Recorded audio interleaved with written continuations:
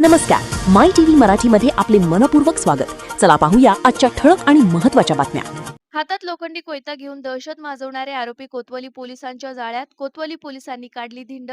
Social मीडियावर हातात धारदार लोखंडी कोयता घेऊन दहशत निर्माण करतानाचा व्हिडिओ व्हायरल झाल्यानंतर कोतवाली पोलिसांनी तातडीने कारवाई करत दोघा आरोपींना अटक केली. या आरोपीकडून एक धारदार लोखंडी कोयता जप्त करण्यात आला असून त्यांच्या विरुद्ध भारतीय न्याय संहिते अंतर्गत आर्म ऍक्ट अंतर्गत गुन्हा दाखल करण्यात आला आहे.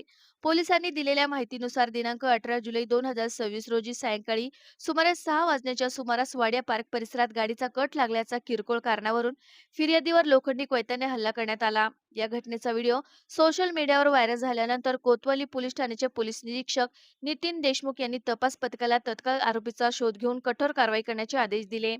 तपासादरम्यान पोलीस उपनिरीक्षक गणेश देशमुख व त्यांच्या पथकाने अमोल संजय चांदणे वय 23 राहणार केडगाव देवी मोहिनीनगर आणि प्रतीक बाळासाहेब पवार वय 20 राहणार साईराज नगर गजानन कॉलनी MIDC यांना ताब्यात घेतले.